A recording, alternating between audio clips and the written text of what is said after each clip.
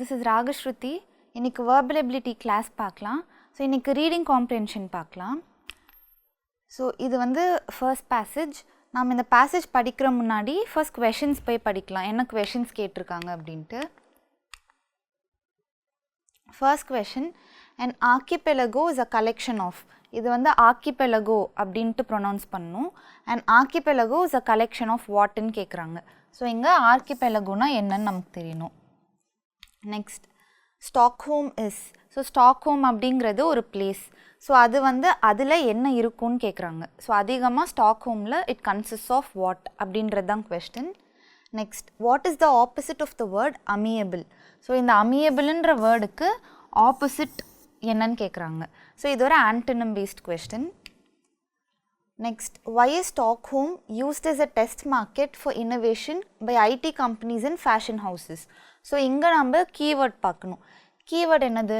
Test market for innovation, IT companies, fashion houses. So, இதெல்லாம் keyword. So, இந்த words வந்து passageல வந்தது அப்படின்னா இங்க இருந்து தான் இந்த question, அங்க இருந்து தான் இந்த question கேட்டிருக்காங்க அப்படின்னு தெரிஞ்சுக்கலாம்.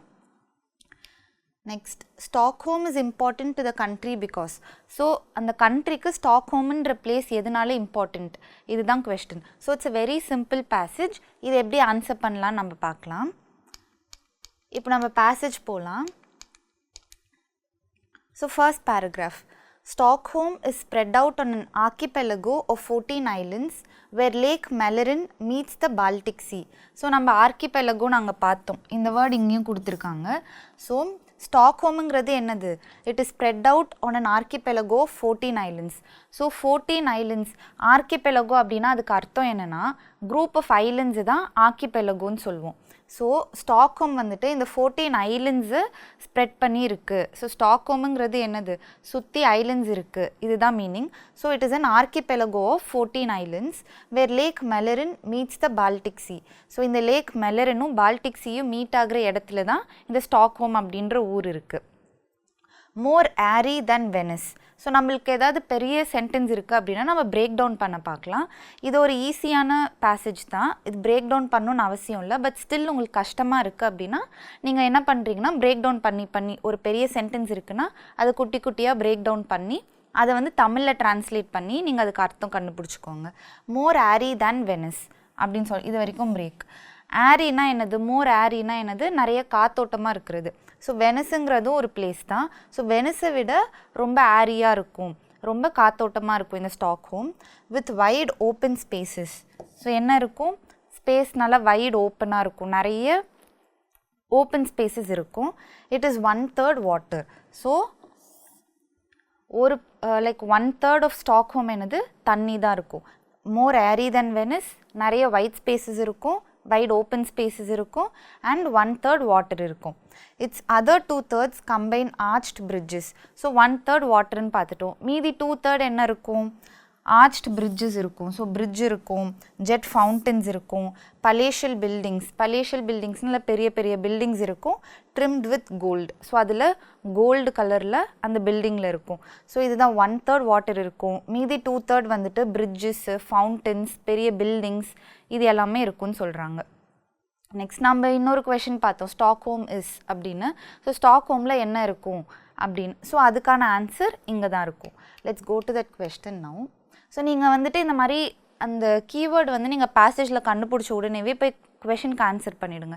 இல்லைனா திரும்ப நீங்கள் பேசேஜை ஃபுல்லாக படிச்சுட்டு கொஷனுக்கு வரும்போது அது மறந்து போயிடும், திரும்ப போய் தேடணும். ஸோ நீங்கள் வந்து அங்கே நீங்கள் கண்டுபிடிச்சிட்டிங்கன்னா உடனே கொஷனை வந்து ஆன்சர் பண்ணிவிடுங்க. ஸோ ஆர்கிபெலகோனா நம்ம என்ன பார்த்தோம்? இட்ஸ் அ குரூப் ஆஃப் ஐலண்ட்ஸ்ன்னு பார்த்தோம். So it is a collection of islands. இதுதான் கரெக்ட். Next, Stockholm is. நம்ம பார்த்தோம் ஸ்டாக்ஹோமில் என்ன இருக்கும்? 1/3 என்ன இருக்கும், 2/3 என்ன இருக்கும்னு பார்த்தோம். So let's see here. 1/3 water, 1/3 water இருக்கும். 2/3 arched bridges, jet fountains and palatial buildings. So இதுதான் கரெக்டான ஆன்சர். ஓகே, ஸோ நீங்கள் கொஷின் வந்துட்டு இதுக்கு தான் ஃபர்ஸ்டே படிச்சுக்கணும். ஸோ தட் என்ன கேட்குறாங்கன்னு நீங்கள் தெரிஞ்சுக்கிட்டு பேசேஜ் படிக்கும் போது ஓகே இங்கேருந்து தான் இந்த கொஷின் கேட்குறாங்கன்னு தெரிஞ்சுட்டு உடனே வந்து நீங்கள் ஆன்சர் பண்ணிட முடியும். நீங்கள் பேசேஜை ஃபுல்லாக படிச்சுட்டு வந்து கொஷின் ஆன்சர் பண்ணுறீங்கன்னா உங்களுக்கு மறந்து போயிடும், எந்த இடத்துல நம்ம இந்த லைன் பார்த்தோம் பேசேஜ்லன்னு மறந்துடும். ஸோ இது ஒரு ஈஸியான வே. நெக்ஸ்ட் வந்துட்டு பேசேஜ் போகலாம். For Stockholmers, fans of great outdoors, this is an amiable and graceful home and a healthy environment in which to live. So ஸ்டாக்ஹோமில் வாழ்கிற பீப்புளை ஸ்டாக்ஹோமர்ஸ்னு சொல்லுவாங்க. அவங்க வந்து fans of great outdoors. So அவங்க வெளியில் இருக்கிறதுக்கு தான் ரொம்ப விரும்புவாங்க. வீட்டை விட இன்டோரை விட அவுட்டோர்ஸில் இருக்க தான் ரொம்ப விரும்புவாங்க. அதுதான் fans of great outdoors. This is an amiable and graceful home. அமியபிள்னா என்னது? ப்ளசண்ட்டுன்னு அர்த்தம். அமியபிள்னா pleasant and graceful home. So இந்த ஸ்டாக்ஹோமுங்கிறத அவங்களுக்கு ஒரு ப்ளசண்ட்டான வீடு மாதிரி. And a healthy environment in which to live. And also it's a very healthy environment. ஏன்னா சுற்றி மரங்கள் இருக்கும், தண்ணி இருக்குது, இந்த மாதிரி. So it's a very healthy environment அவங்களுக்கு. Minutes from the city center are parks and woodlands for recreation and clear water for swimming and fishing. So city center, அதாவது city centerனா என்னது? Main area. சிட்டியில் இருக்க மெயின் ஏரியாவிலேருந்து கொஞ்சம் தூரம் minutes கணக்கில் நம்ம வந்தாலே பார்க்ஸ் இருக்கும், உட்லேண்ட்ஸ் இருக்கும். ஸோ அங்கே ரீக்ரியேஷன்னா என்னது? இப்போ என்ஜாய் பண்ணுறதுக்கு, ரிலாக்ஸ் பண்ணுறதுக்கு ஒரு இடமா இருக்குது இந்த பார்க்ஸும் உட்லேண்ட்ஸும். அண்ட் ஆல்சோ கிளியர் வாட்டர் இருக்குது. அங்கே என்ன பண்ணுவாங்க? ஸ்விம்மிங், ஃபிஷ்ஷிங், இது எல்லாமே அந்த கிளியர் வாட்டரில் பண்ணுவாங்க. ஸோ ஸ்டாக்ஹோமர்ஸ் வந்து அவுட்டோர்ஸை ரொம்ப அதிகமாக விரும்புவாங்க இன்டோர்ஸை விட. ஏன்னா இங்கே வந்து பார்க் இருக்குது அண்ட் ஆல்சோ உட்லேண்ட்ஸ் இருக்குது, கிளியர் வாட்டர் இருக்குது, ஸ்விம்மிங் பண்ணுவாங்க, ஃபிஷ்ஷிங் பண்ணுவாங்க. ஸோ இவங்க என்னது? அவுட்டோர்ஸை விரும்புகிற மக்களாக இருக்காங்க. Next, in winter everyone takes to ice skating. So இங்கே வரைக்கும் நம்ம ஸ்டாப் பண்ணிக்கலாம். ஸோ வின்டரில் வந்து நிறைய பேர் எல்லோரும் என்ன பண்ணுவாங்க? ஐஸ் ஸ்கேட்டிங் போவாங்க. ஸோ ஐஸில் வந்து ஸ்கேட் பண்ண நார்மலாக நம்ம ஊரில் சம்மர், லைக் நம்ம இடம் வந்துட்டு சூடான ஒரு கிளைமேட் இருக்குது, ஒரு கண்ட்ரி. நாம் நார்மல் சர்ஃபேஸில் வந்து ஸ்கேட் பண்ணுவோம். ஐஸ் ஸ்கேட்டிங்னா அங்கே ஐஸ் வேணும். ஸோ ஐஸ் ஸ்கேட்டிங் இந்த வின்டரில் இவங்க எல்லாம் ஐஸ் ஸ்கேட்டிங் பண்ணுவாங்க. ஐஸ் மேலே ஸ்கேட் பண்ணுறது on artificial rinks in the shadows of grand palaces. On artificial ரிங்ஸ்னால் நீங்கள் படத்தில் பார்த்துருப்பீங்க, ஃபுல்லாக ஐஸ் இருக்கும், அதில் வந்து ஸ்கேட் பண்ணிகிட்ருப்பாங்க. அது வந்து லைக் ஐஸ் வந்து ஆர்டிஃபிஷியலாக அவங்க பண்ணியிருப்பாங்க. அவுட்டோர்ஸில் பண்ணாமல் ஐஸை வந்துட்டு அவங்களே கொட்டி வச்சு அதை ஒரு சர்ஃபேஸ் மாதிரி பண்ணி அங்கே வந்துட்டு அது ஒரு என்க்ளோஸ்ட் ஸ்பேஸ் மாதிரி இருக்கும். ஸோ அங்கே ஸ்கேட் பண்ணுவாங்க. ஸோ இந்த ஷேடோஸ் ஆஃப் கிராண்ட் பேலஸஸ், இந்த ஷேடோஸ் ஆஃப் கிராண்ட் பேலஸ்னால் என்னது? ஸோ ஒரு நிறைய பேலஸஸ்லாம் இருக்கும். பேலஸ்னால் என்ன? மாளிகை. ஸோ அதுக்கு முன்னாடி இந்த மாதிரி ஒரு ரிங் க்ரியேட் பண்ணி அந்த இடத்துல அந்த ஷேடோ, அந்த பேலஸோட ஷேடோ விழும், அதில் அழகாக அந்த இடம் பார்க்கவே ரொம்ப அழகாக இருக்கும். அங்கே வந்து ஸ்கேட் பண்ணிகிட்ருப்பாங்க. Or on the frozen waters of the channel. On the சேனல்னால் என்ன சொல்கிறாங்கன்னா ரிவரை சொல்கிறாங்க. ஓகே, ரிவர் வந்துட்டு சம்மர் டைமில் தண்ணியாக போகும், வின்டர் டைமில் என்ன ஆகிடும்? ஃப்ரீஸ் ஆகி ஐஸ் ஆகிடும். ஸோ அந்த இடத்துல வின்டர் அப்போது ஃப்ரீஸ் ஆகி ஐஸ் ஆகும் இல்லையா? ஸோ அங்கே போயிட்டு அந்த ரிவர் மேலே ஸ்கேட் பண்ணுவாங்க. இல்லைனா இந்த மாதிரி ஆர்டிஃபிஷியல் ரிங் க்ரியேட் பண்ணி உள்ளே ஸ்கேட் பண்ணிகிட்ருப்பாங்க. ஸோ இவங்க வின்டரில் எல்லாருமே என்ன பண்ணுவாங்க? ஐஸ் ஸ்கேட்டிங் போவாங்க. ஸோ ஒன்று ஆர்டிஃபிஷியல் ரிங்ஸில் பண்ணுவாங்க, இல்லைனா ரிவர் வந்து ஃப்ரீஸ் ஆகி ஐஸாக இருக்கும் அந்த இடத்துல பண்ணுவாங்க. Next, Stockholm is also a city at the leading edge of fashion, design and advanced technology. So Stockholm வந்துட்டு என்னது? Fashion, design and advance technology, இது மூணுத்துலேயுமே ஒரு லீடிங் சிட்டியாக இருக்குது. Fashion houses and IT companies use the city as a test market for their innovations, especially as Stockholmers are followers of technology. இது வந்து நம்ம ஒரு கீவேர்டாக பார்த்தோம். என்ன பார்த்தோம்? Test market for innovation and fashion houses, IT companies, இது எல்லாமே நம்ம அங்கே கீவேர்டாக பார்த்தோம். ஸோ என்ன சொல்கிறாங்க? Fashion houses and IT companies வந்து ஸ்டாக்ஹோமும் ஒரு டெஸ்ட் மார்க்கெட்டாக யூஸ் பண்ணுவாங்க அப்படின்ட்டு. ஸோ ஏதாவது ஒரு ப்ராடக்ட் அவங்க வெளியிடணும் அப்படின்னா அது ஸ்டாக்ஹோமில் ஃபஸ்ட்டு வெளியிட்டு அது எப்படி ஓடுதுன்னு பார்ப்பாங்க. ஸோ பிகாஸ் ஸ்டாக்ஹோமஸ் என்னது? ஃபேஷனை வந்து அதிகமாக விரும்புகிற மக்கள் அண்ட் ஆல்சோ டெக்னாலஜி அதிகமாக ஃபாலோ பண்ணுற மக்கள். ஒரு விஷயம் வந்துட்டு இந்த ஃபேஷன் ஹவுசஸ்னால் என்ன சொல்கிறாங்க? ஃபேஷன் கம்பெனிஸ் இருக்குல்ல, லைக் நிறைய ஃபேஷன் கம்பெனிஸ் இருக்குது, லைக் ஜாரா, H&M, இந்த மாதிரியான கம்பெனிஸ்லாம் ஃபர்ஸ்ட் வந்து ஸ்டாக்ஹோமில் வெளியிட பார்ப்பாங்க. அண்ட் ஆல்சோ ஐடி கம்பெனிஸ் இவங்கெல்லாம் ஃபர்ஸ்ட் அவங்களோட ப்ராடக்ட்ஸை ஸ்டாக்ஹோமில் வெளியிடுவாங்க. ஏன்னா ஸ்டாக்ஹோம் மக்கள் என்னது? ஃபேஷன் அதிகம் விரும்புகிற மக்கள் அண்ட் ஆல்சோ டெக்னாலஜி அதிகம் யூஸ் பண்ணுற மக்கள். ஸோ இவங்கக்கிட்ட வெளியிட்டால் இது வந்துட்டு அது நல்லா ஓடுதா இல்லையான்னு தெரிஞ்சுக்கலான்னு சொல்லிட்டு இது ஒரு டெஸ்ட் மார்க்கெட்டாக ஸ்டாக்ஹோமை ஒரு டெஸ்ட் மார்க்கெட்டாக யூஸ் பண்ணுறாங்க. ஸோ இதை நம்ம போய் பார்க்கலாம், அந்த கொஷன் ஆன்சர் பண்ணலாம். Why is Stockholm used as a test market for innovation by IT companies and fashion houses? So Stockholm எதனால டெஸ்ட் மார்க்கெட்டாக யூஸ் பண்ணுறாங்கன்னு கேட்குறாங்க. The Stockholmers are followers of technology. First ஆப்ஷன்லேயே கொடுத்துட்டாங்க, டெக்னாலஜியை அதிகமாக ஃபாலோ பண்ணுற மக்களாக இருக்காங்க. ஸோ இங்கே வெளியிட்டால் அந்த ப்ராடக்ட் வந்துட்டு எப்படி பெர்ஃபார்ம் பண்ணணும்னு ஈஸியாக தெரிஞ்சுக்கலாம் அப்படிங்கிறதுக்காக இதை டெஸ்ட் மார்க்கெட்டாக யூஸ் பண்ணுவாங்க. This is the correct answer. So மற்ற இதெல்லாம் நீங்கள் பார்த்தீங்கன்னா Stockholm is the largest city of Sweden, இதுக்கும் சம்மந்தமே இல்லை. The citizens are fashionable, the people like the outdoors, இதுக்கும் சம்மந்தமே இல்லை. ஸோ இதை வந்துட்டு டெஸ்ட் மார்க்கெட் ஃபார் இன்னோவேஷனாக ஏன் யூஸ் பண்ணுறாங்கன்னா அந்த மக்கள் வந்து டெக்னாலஜி அதிகம் ஃபாலோ பண்ணுறாங்க அப்படின்றது தான். Stockholm is the capital as well as the largest city of Sweden. So ஸ்வீடன்ன்றது ஒரு நாடு, இந்த நாட்டோட கேபிட்டல் தான் ஸ்டாக்ஹோம். ஸோ ஸ்டாக்ஹோம் வந்துட்டு it is the capital of Sweden and also the largest city of Sweden. ஸ்வீடனில் இருக்க லார்ஜஸ்ட் சிட்டியும் இது தான். It is the site of the government and parliament of the country. இந்த ஸ்டாக்ஹோமில் தான் பார்லிமெண்ட்டும் இருக்குது. ஓகே, நம்மளோட பார்லிமெண்ட் எப்படி டெல்லியில் இருக்கோ இவங்களோட பார்லிமெண்ட் எங்கே இருக்குது, ஸ்வீடனோட பார்லிமெண்ட் ஸ்டாக்ஹோமில் இருக்குது. So it becomes an important place because கேபிட்டலும் இது தான், லார்ஜஸ்ட் சிட்டியும் இது தான். So Sweden is an important place. இப்போ நம்ம கொஷின் பார்க்கலாம். Stockholm is important to the country because Stockholm எதனால இந்த ஸ்வீடனுன்ற கண்ட்ரிக்கு இம்பார்ட்டண்ட் அப்படின்னு கேட்குறாங்க. It has palatial buildings. So இந்த பில்டிங்ஸ் பெரிய பெரிய பில்டிங்ஸ் இருக்கனாலே இம்பார்ட்டண்ட்டா? இல்லை, அது எல்லா கண்ட்ரிலையும் தான் பில்டிங்ஸ் இருக்கும். There are parks and woodlands for recreation. So பார்க்கும் உட்லேண்டும் இருக்கனால இந்த பிளேஸ் வந்துட்டு இம்பார்ட்டண்ட்டாக, அது மற்ற பிளேசஸ்லேயும் தான் இருக்கும். பார்க்கு, உட்லேண்ட் அது எல்லாமே ஸ்வீடனில் இருக்க மற்ற பிளேசஸ்லேயுமே இருக்கும். அதனால் இந்த ஆப்ஷன் தப்பு. There are artificial skating rinks. So artificial skating rings இருக்கனால ஒரு கண்ட்ரிக்கு இந்த இடம் இம்பார்ட்டண்ட் ஆகுமா? ஆகாது. It is the largest city and capital of Sweden. So ஸ்வீடனோட கேபிட்டலே ஸ்டாக்ஹோம் தான் அண்ட் ஆல்சோ ஸ்வீடனில் இருக்க பெரிய சிட்டியே இந்த ஸ்டாக்ஹோம் தான். அதனால it becomes very important. Okay, இதுதான் கரெக்டான ஆன்சர். ஸோ இந்த பேசேஜ் நம்ம சால்வ் பண்ணிட்டோம். எப்படி சால்வ் பண்ணோம்? ஃபர்ஸ்ட் கொஷின்ஸ் பார்த்தோம், கொஷனில் என்ன கேட்குறாங்கன்னு படிச்சுக்கிட்டோம். அதுக்கப்புறம் பேசேஜ் படிக்க அந்த கொஷின் வந்துட்டு அந்த இடத்துல எங்கே இருக்குன்னு பார்த்துட்டு உடனே வந்து கொஷின்ஸ் ஆன்சர் பண்ணிட்டோம். ஸோ இந்த மாதிரி பண்ணிங்கன்னா உங்களுக்கு ஈஸியாக இருக்கும். இப்போ இன்னொரு பேசேஜ் பார்க்கலாம். ஃபர்ஸ்ட் நம்ம கொஷின்ஸ் போய் பார்த்துக்கலாம். What abstracts real progress in life? So real progress in லைஃபை எது அப்ஸ்ட்ரக்ட் பண்ணுது, எது தடுக்குது அப்படின்னு கேட்குறாங்க. Next, what does progress in life depend upon? So progress in லைஃப்னா என்னது? நீங்கள் அடுத்த லெவலுக்கு போகிறீங்க, முன்னேறி போகிறீங்கன்னா அது வந்து எது டிபெண்ட் ஆகி இருக்குது அப்படின்னு கேட்குறாங்க. What does he tight climbing signify? So he tight climbing அப்படின்னு ஒரு வார்த்தை வந்து பேசேஜில் வரும், அது வந்து எதை குறிக்குதுன்னு கேட்குறாங்க. Next, what does to pass from dream to grander dream mean? So இதுவும் வந்துட்டு பேசேஜில் வர ஒரு லைன். ஸோ இந்த லைன் எதை குறிக்குது அப்படின்னு கேட்குறாங்க. What should we do when a new difficulty obstructs our path? So நம்ம ஒரு வழியாக போயிட்டுருக்கோன்னா ஒரு புது டிஃபிகல்ட்டி நம்மளோட பாத்தில் வந்துருச்சுன்னா நம்ம அந்த டைம் என்ன பண்ணணும், அதுதான் question. when did De Morgan start to write novels? So De மார்கனுங்கிறவர் வந்து எப்போ நாவல்ஸ் எழுத ஸ்டார்ட் பண்ணார் அப்படின்றது. ஸோ இது வந்து கீவேர்டாக வச்சுக்கலாம். டி மார்கன் இவரை பற்றி அங்கே எதாவது வந்ததுன்னா ஸோ அங்கேருந்து தான் இந்த கொஷின் கேட்டிருக்காங்கன்னு எடுத்துக்கலாம்.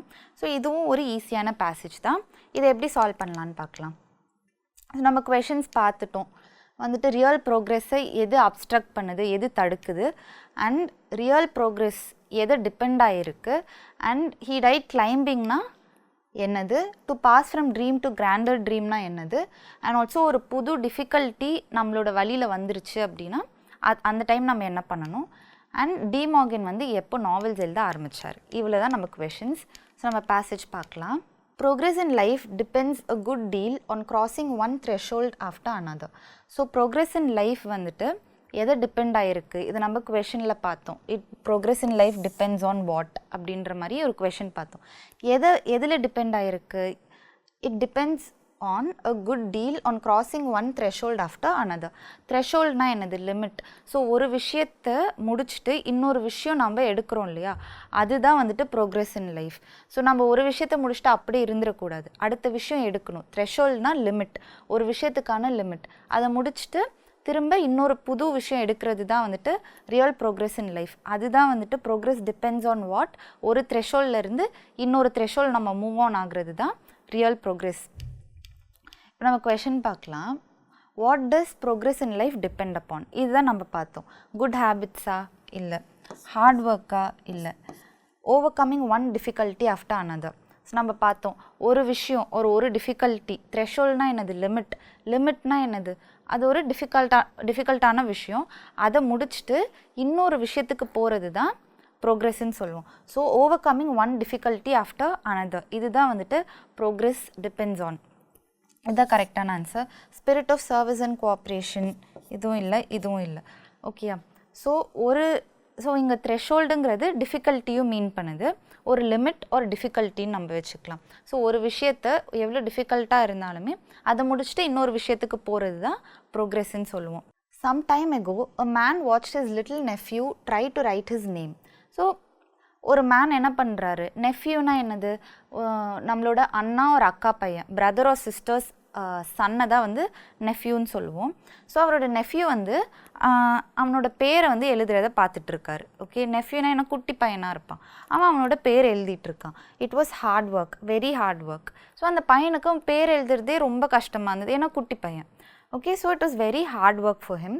த little boy had arrived at an effort threshold. So அவன் எஃபர்ட் த்ரெஷோல்டு ரீச் பண்ணிட்டான். ஸோ அவனால் அந்த டைம் அவ்வளோதான் எழுத முடிஞ்சிச்சு. ஓகே, அவனோட லிமிட் அதுதான், அவனோட எஃபர்ட்டுக்கான லிமிட் அவ்வளோதான்.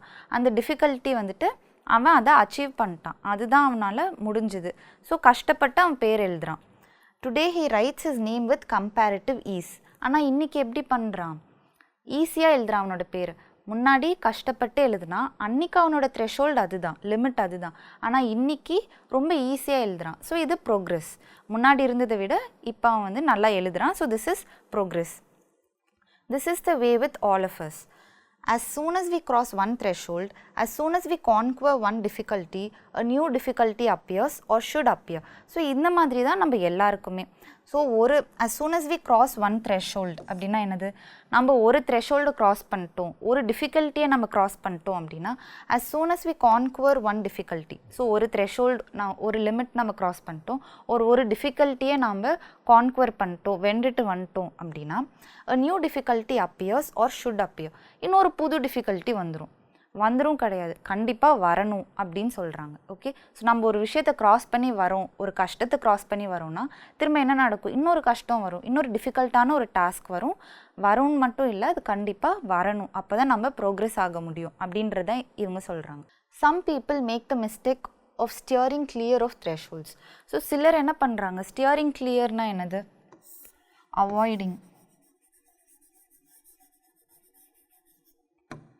ஓகே, ஸோ ஸ்டியரிங் கிளியர்னா அவாய்டிங். சில பேர் என்ன பண்ணுறாங்க, இந்த மாதிரி த்ரெஷோல்ட்ஸ் வருது, ஒரு டிஃபிகல்ட்டிஸ் வருதுன்னா அதை அவாய்ட் பண்ணிட்டு போயிடுறாங்க. Anything that requires genuine thinking and use of energy they avoid. So ஏதோ ஒரு விஷயம், ஜென்யூன் திங்கிங்னா என்னது, ஸோ அந்த விஷயம் வந்துட்டு நம்ம ரொம்ப யோசித்து பண்ண வேண்டிய விஷயம், ஒரு எஃபர்ட் போட்டு பண்ண வேண்டிய விஷயம், அப்படி ஏதோ ஒரு விஷயம் இருக்குன்னா நிறைய பேர் அதை என்ன பண்ணிடுறாங்க, அவாய்ட் பண்ணிட்டு போயிடுறாங்க. They prefer to stay in a rut where thresholds are not met. They prefer to stay in a rutனா என்னது, ரட்னா என்னென்னா ஒரு கம்ஃபர்டபுள் பிளேஸ், அவங்க எங்கே இருக்காங்களோ அதே இடத்துல இருக்கிறது. ஓகே, அப்படி பண்ணால் எப்படி நீங்கள் ப்ரோக்ரெஸ் ஆக முடியும், நீங்கள் ஒரே இடத்துல இருக்கீங்க, லைக் அதிலே கம்ஃபர்டபுள் ஆகிட்டீங்க, ஒரு புது விஷயம் நீங்கள் பண்ண மாட்டேங்கிறீங்க அப்படின்னா உங்களோட அடுத்த டிஃபிகல்ட்டி நீங்கள் ஃபேஸ் பண்ண முடியாது. ஒரு டிஃபிகல்ட்டி ஃபேஸ் பண்ணால் தான் நீங்கள் ஸ்ட்ராங் ஆக முடியும், ப்ரோக்ரெஸ் ஆக முடியும். ஸோ அவங்க என்ன பண்ணுறாங்க, prefer to stay in a rut where thresholds are not met. அந்த லிமிட்டை வந்து அவங்க மீட்டே பண்ண மாட்டேங்கிறாங்க, அந்த டிஃபிகல்ட்டியை அவங்க க்ராஸே பண்ண மாட்டேங்கிறாங்க. Probably they have been at their job a number of years.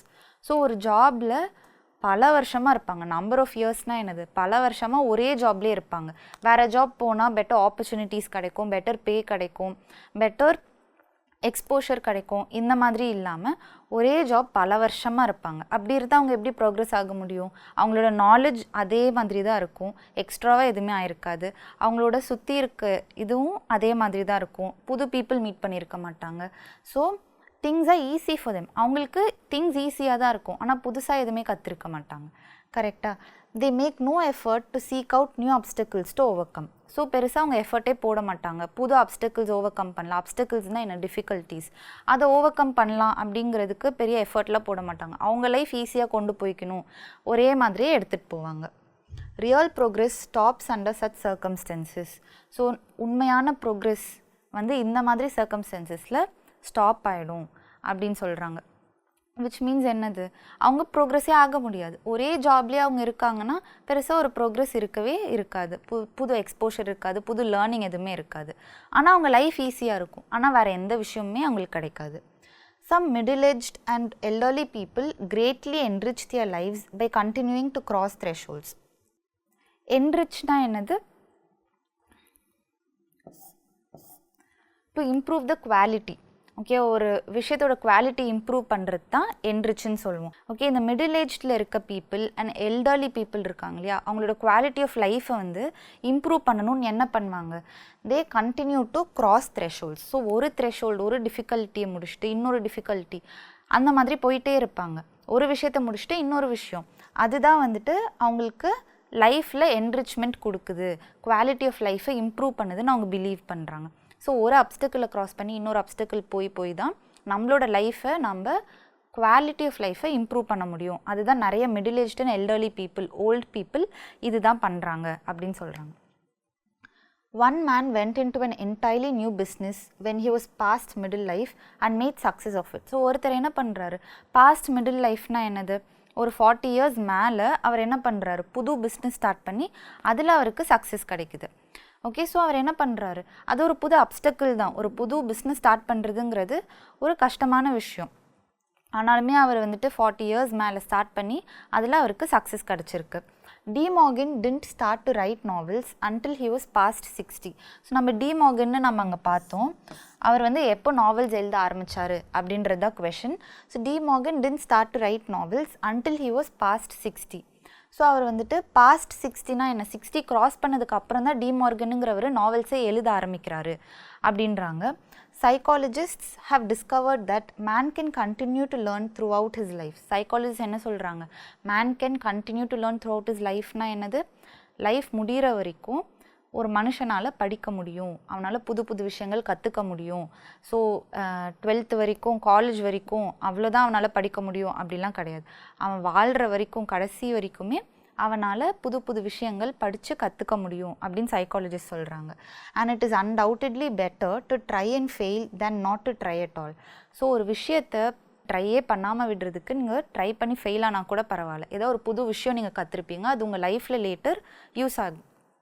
So இதுதான் இவங்க சொல்கிறாங்க. ஸோ இந்த டி மார்கன் அப்படின்றவர் எப்போ நாவல்ஸ் எழுத ஆரம்பித்தார், 60 ஏஜ். ஸோ அவர் 60 வந்துட்டு க்ராஸ் பண்ணதுக்கு அப்புறம் தான். ஸோ அந்த கொஷின் போய் பார்க்கலாம். So when he was 60 years old, இந்த ஃபர்ஸ்ட் ஆப்ஷன்லேயே இருக்குது, இதுதான் கரெக்டான option. Below 60 when he studied psychology, இது எல்லாமே தப்பு. ஸோ அவர் 60 years old ஆனதுக்கப்புறம் தான் அவர் நாவல்ஸே எழுத ஆரம்பித்தார். அதுக்கப்புறம் தான் அவருக்கு சக்ஸஸ் கிடச்சிருக்கு. ஸோ அவர் அந்த டைமில் உட்காந்துட்டு நம்மளை விட யங் ஆத்தர்ஸ் நிறைய பேர் இருக்காங்க, நம்மளுக்கு எப்படி சக்ஸஸ் கிடைக்கும் அப்படின்னு யோசிக்காமல், அது ஒரு புது அப்டக்கிள் தான் அவருக்கு, ஒரு ஹார்ட்ஷிப் தான் இருக்குது, டிஃபிகல்ட்டான ஒரு டாஸ்க் தான். ஆனாலுமே அவர் அதை எடுத்து வச்சு சேலஞ்சாக அவரை எழுதி இப்போ ஒரு ரினவுண்ட் ஆத்தராக நமக்கு இருக்கார். There one can be placed in the category of the Swiss mountaineer of whom it was said. So ஒரு ஸ்விஸ் மவுண்டெனியர் பற்றி சொல்கிறாங்க.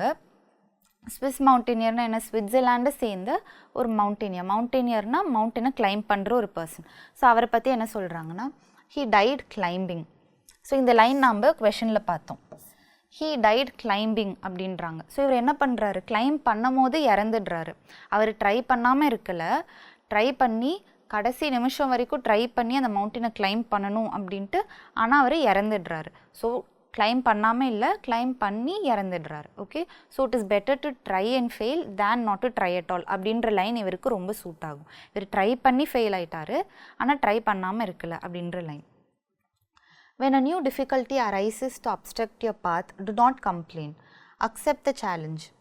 ஓகே, ஸோ ஒரு புது டிஃபிகல்ட்டி வந்துட்டு உங்களோட பாத் அப்ஸ்ட்ரக்ட்னா என்னது, தடுக்கிறது. ஓகே, உங்களோட பாத் வந்து தடுக்க வருது அப்படின்னா நீங்கள் உட்காந்து கம்ப்ளைண்ட் பண்ணிகிட்டு இருக்கக்கூடாது, இப்படி ஆயிடுச்சு, அப்படி நடக்குது, இப்படி நடக்குதுன்னு. என்ன பண்ணணும், நீங்கள் you should accept the challenge. அதை ஒரு சேலஞ்சாக எடுத்து அதை ஓவர் கம் பண்ண ட்ரை பண்ணணும். ஸோ இப்போ இதுக்கு ஒரு பெரிய எக்ஸாம்பிள் நீங்கள், ஓகே. ஸோ நீங்கள் வந்து ஜேஇ, நீட், கிளாட், கியூட்டுன்னு நிறைய எக்ஸாம்ஸ்க்கு படிச்சுட்ருக்கீங்க. ஒரு விஷயத்தை எடுத்து ட்ரை பண்ணுறீங்க. கரெக்டாக நீங்கள் ட்ரையே பண்ணாமல் இல்லை, எடுத்து ட்ரை பண்ணுறீங்க. நிறைய பேர் ஸ்ட்ரெயிட்டாக ஸ்கூல் முடிச்சுட்டு காலேஜ் போயிடுவாங்க. ஆனால் நீங்கள் ஒரு புது விஷயம் எடுத்து, நீங்கள் கம்ஃபர்டபுளாக ஒரு விஷயத்துலேயே இல்லாமல் ஒரு புது விஷயம் எடுத்து, even though it's very hard, நீங்கள் அந்த விஷயம் எடுத்து பண்ணிகிட்ருக்கீங்க. I know it is very hard. புது டிஃபிகல்ட்டி வந்து அரைஸ் ஆகும். நீங்கள் படிக்கும் போது சில டைம் படிக்க முடியாமல் போகலாம், ஓகே.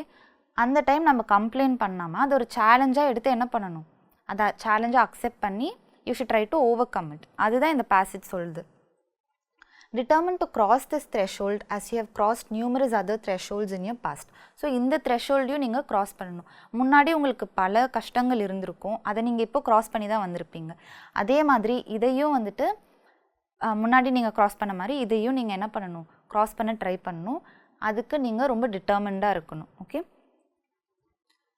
இந்த வேர்ட்ஸ் ஆஃப் அ போயட் அப்படின்னா என்னது, ஒரு போயட் என்ன சொல்கிறாரு, அவரோட வார்த்தை என்னது அப்படின்னா, to not rest but strive to pass from dream to grander dream. So to not rest எடுக்காதீங்க. ஸ்ட்ரைவ்னா என்னது, ஸோ எஃபர்ட்ஸ் போடுறது, ஒரு விஷயத்தை அச்சீவ் பண்ணுறதுக்காக நம்ம எஃபர்ட்ஸ் போடுவோம்ல, அதுதான் strive to pass from dream to grander dream, okay. So இப்போ இன்றைக்கும் உங்களுக்கு ஒரு ட்ரீம் இருக்கும், அந்த ட்ரீம் நீங்கள் அச்சீவ் பண்ணிட்டு யூ ஷுட் நாட் ரெஸ்ட். இன்னொரு ட்ரீம் நீங்கள் எடுத்து, அதை விட பெரிய ட்ரீம் நீங்கள் எடுத்து அதை நீங்கள் அச்சீவ் பண்ண ட்ரை பண்ணணும் அப்படின்றது தான் இவங்க சொல்கிறாங்க, okay. So now let's look at the questions. What abstracts real progress in life? So உண்மையான ப்ரோக்ரெஸ்ஸை எது தடுக்குது அப்படின்னு கேட்குறாங்க. Remaining at one and the same place, avoiding the thinking and energy, shunning every work, stopping education, worrying about the future. So இதில் எது நம்ம பேசேஜில் பார்த்தோம்? வரியிங் அபவுட் த ஃப்யூச்சர், இதை பற்றி ஏதாவது பார்த்தோமா? இல்லை. ஸ்டாப்பிங் எஜுகேஷன், படிக்கிறதே நிறுத்தணும் அப்படின்றது எதாவது பார்த்தோமா? இல்லை. ஷன்னிங் எவ்ரி ஒர்க், ஷன்னிங்னா எந்த ஒர்க்குமே பண்ணாமல் தள்ளி போடுறது, ஸோ அதுதான் ஷன்னிங். ஸோ இந்த மாதிரி வேலை செய்யாமல் நம்ம இது பண்ணுறதா, அது எதாவது பார்த்தோமா? இல்லை. Avoiding the thinking and energy, so யோசிக்கிறது, எனர்ஜி யூஸ் பண்ணுறது, இதெல்லாம் அவாய்ட் பண்ணுறது பற்றி எதாவது பார்த்தோமா? இதுவும் நம்ம பார்க்கல. Remaining at one and the same place, so ஒரே இடத்துல நம்ம இருக்கிறது. நம்ம பார்த்தோம்ல, ஒருத்தர் வந்துட்டு ஒரு வேலையிலே பல வருஷமாக இருக்கார் அப்படின்னு, அவருக்கு வாழ்க்கை ஈஸியாக இருக்கும், ஆனால் என்ன பண்ண மாட்டார், லைக் உண்மையான ப்ரோக்ரெஸ்ஸை அச்சீவ் பண்ண மாட்டார். அதை தாண்டி அவருக்கு ப்ரோக்ரெஸ்ஸுங்கிறது வேறு எதுவுமே இருக்காது. ஸோ அதுதான் நம்ம பார்த்தோம். Remaining at one and the same place, ஒரே இடத்துல, அதாவது ஒரே இடத்துல நின்றுட்டு இருக்கிறத பற்றி அவங்க பேசல, வாழ்க்கையில் ஒரே இடத்துல இருக்கிறத பற்றி சொல்கிறாங்க. ஸோ அதுதான் வந்து உண்மையான ப்ரோக்ரெஸ்ஸை அப்ஸ்ட்ரக்ட் பண்ணும், தடுக்கும் அப்படின்ட்டு. இதுதான் கரெக்டான ஆன்சர். ஸோ இது வந்து நம்ம ஆல்ரெடி ஆன்சர் பண்ணிட்டோம். What does he died climbing signify? So ஒரு மவுண்டனியர், ஸ்விஸ் மவுண்டனியர், அவர் வந்து ஹி டைட் கிளைம்பிங்னு நம்ம பார்த்தோம். ஸோ அவர் ஏறும் போது இறந்து போயிட்டாரு அப்படின்ட்டு. அது வந்து எதை சிக்னிஃபை பண்ணுது, அதை என்ன சொல்ல வருதுன்னா, அதுதான் question. He died when he was climbing the hill. So வந்துட்டு அவர் ஹில்லை கிளைம் பண்ணும்போது, மவுண்டனை கிளைம் பண்ணும்போது இறந்து போயிட்டாரு அப்படின்னு. ஸோ இதோட மீனிங் அது, ஆனால் சிக்னிஃபை பண்ணுறது இன்னர் மீனிங் என்னது அப்படின்றத நம்ம பார்க்கணும். இது தப்பு. ஸோ ஹி டைட் கிளைம்பிங்னா அவர் கிளைம் பண்ணும்போது இறந்து போயிட்டார், அது ஓகே. ஆனால் இன்னர் மீனிங் அது என்ன சிக்னிஃபை பண்ணுது, இம்ப்ளை பண்ணுது அப்படின்னு கேட்குறாங்க. He died before getting at the top. So மேலே போகிறதுக்குள்ளே அவர் இறந்து போயிட்டார். இதுவும் வந்துட்டு ஹி டைட் கிளைம்பிங், சேம் தான், மீனிங் சேம் தான். ஆனால் இம்ப்ளை பண்ணுற விஷயம் அது என்ன வந்துட்டு இன்னர் மீனிங் சொல்லுது அப்படிங்கிறது இது கிடையாது. He strove hard till the last moment of life. So என்ன சொல்லுது, கடைசி மொமெண்ட் ஆஃப் ஹிஸ் லைஃப் வரைக்கும் அவர் ஸ்ட்ரைவ் பண்ணார். ஸ்ட்ரைவ்னா என்னது, ஒரு விஷயத்தை அச்சீவ் பண்ணுறதுக்கு எஃபர்ட்ஸ் போடுறது. ஸோ அதுதானே இவர் பண்ணார். அவரோட கடைசி நிமிஷம் வரைக்கும் அந்த மவுண்டனை கிளைம் பண்ணும் அப்படின்ட்டு ஃபுல் எஃபர்ட்ஸ் போட்டு தான் அவர் இறந்து போனார். ஸோ இது கரெக்டான ஆன்சர். இது பார்க்கலாம். He climb the hill and then died, இது தப்பு. மேலே ஏறுறதுக்கு முன்னாடி ஏறிட்டு இறந்துட்டாருன்றாங்க, தப்பு. He found it difficult to climb, இதுவும் அவங்க சொல்லலை. அவர் கஷ்டமாக இருந்தது கிளைம் பண்ண அப்படின்னும் சொல்லலை. ஸோ இதுதான், இது எதை சிக்னிஃபை பண்ணுது, இம்ப்ளை பண்ணுது, இன்னர் மீனிங் என்னது அப்படின்னா, இது மீன் பண்ணுறது அவர் கிளைம் பண்ணும்போது இறந்துட்டாரு அப்படிங்கிறது. ஆனால் உண்மையான மீனிங் என்ன சொல்ல வருது அப்படின்னா, அவரோட கடைசி நிமிஷம் வரைக்கும் அவர் மவுண்டனை கிளைம் பண்ணும் அப்படிங்கிற எஃபர்ட்டை அச்சீவ் பண்ணணுன்னு ரொம்ப கஷ்டப்பட்டார் அப்படின்றது தான். What does to pass from dream to grander dream mean? So இதை பார்த்தோம், ஒரு ட்ரீம்லேயே நம்ம ஒரு ட்ரீம் அச்சீவ் பண்ணிட்டு அதிலே இல்லாமல் இன்னொரு கிராண்டான ட்ரீமை அச்சீவ் பண்ணணும் அப்படின்ட்டு அடுத்த ப்ரோக்ரெஸ்க்கு நம்ம போகணும் அப்படிங்கிறது தான் நம்ம இதை பார்த்தோம். Always having greater and greater aspiration in life. So ஒரு விஷயம் நம்ம ஆஸ்பயர் பண்ணுறோம், அது கிடச்சிருச்சுன்னா அதோடு நின்றக்கூடாது, அடுத்த விஷயமும் நம்ம ஆஸ்பயர் பண்ணணும், அதை விட பெரிய விஷயத்தை ஆஸ்பயர் பண்ணணும் அப்படின்றது தானே பார்த்தோம். ஸோ இதுதான் கரெக்டான option. seeing one good dream and then greater aspiration in life. So இது கிடையாது. மேக்கிங் பிளான் ஆஃப்டர் பிளான், இதுவும் கிடையாது. seeing one dream after the other, none of these. So இதெல்லாம் எதுவுமே கிடையாது. ஸோ ஒரு விஷயம் நம்ம ஆஸ்பயர் பண்ணுறோம், அது கிடச்சிருச்சுன்னா அதோடு நிற்காம அடுத்த விஷயம் இன்னொரு பெரிய விஷயத்தை ஆஸ்பயர் பண்ணி அதை நம்ம அச்சீவ் பண்ணணும் அப்படின்றது தான் to pass from dream to grander dream. Next, what should we do when a new difficulty obstructs our path? ஒரு புது டிஃபிகல்ட்டி நம்ம பார்த்து அப்ஸ்ட்ரக்ட் பண்ணுதுன்னா அந்த டைம் நம்ம என்ன பண்ணணும்? ரன் அவே ஃப்ரம் இட், அதை விட்டு ஓடி போயிடணும் அப்படின்றாங்க. தப்பு. Be bold and face it, manoeuvre to get it removed, enlist other people's help to get it over, none of these. So enlist other people's help to get it over, இதை எதாவது பார்த்தோமா? மற்ற பீப்புள் நம்ம help கூப்பிடணும், இப்படி எனக்கு இது டிஃபிகல்ட்டாக இருக்குது ஹெல்ப் பண்ணுங்கள் அப்படின்னு எதாவது பார்த்தோமா? இல்லை. மென்யூவர் டு கெட் இட் ரிமூவ், மென்யூவர்னால் அந்த விஷயத்தை வந்துட்டு ரிமூவ் பண்ணுறதுக்கு நம்ம வேலை செய்கிறது. ஸோ இதுவும் இல்லை. Be bold and face it, so நம்ம போல்டாக இருந்து ஃபேஸ் பண்ணணும் அப்படிங்கிறத நம்ம பார்த்தோம். ஸோ எந்த ஒரு விஷயம் நம்மளுக்கு கஷ்டமாக இருந்தாலும் அதை சேலஞ்சாக அக்செப்ட் பண்ணி ஃபேஸ் பண்ணணும் அப்படின்னு தான் நம்ம பார்த்தோம். So this is the correct answer. Next, இதுவும் இந்த கொஷின் நம்ம பார்த்தோம், டி மார்கன் எப்போ நாவல்ஸ் எழுத ஆரம்பித்தார் அப்படின்னு. So we have seen 2 passages today, ரெண்டுமே ஈஸியான பேசேஜஸ். அதை எப்படி சால்வ் பண்ணணும்னு பார்த்தோம். ஸோ எப்படி சால்வ் பண்ணோம்? டிஃபிகல்ட்டாக இருக்க சென்டென்சஸ், லாங்காக இருக்க சென்டென்சஸை வந்து பிரேக் டவுன் பண்ணி தமிழில் ட்ரான்ஸ்லேட் பண்ணிக்கிட்டோம்.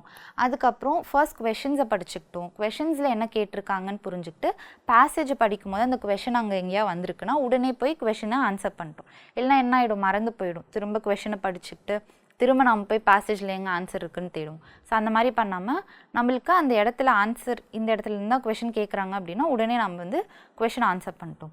So this is one of the ways to solve reading comprehensions. நீங்களும் ப்ராக்டிஸ் பண்ணுங்கள். I will give you worksheets to practice. So அதை வச்சு ப்ராக்டிஸ் பண்ணுங்கள். தேங்க்யூ.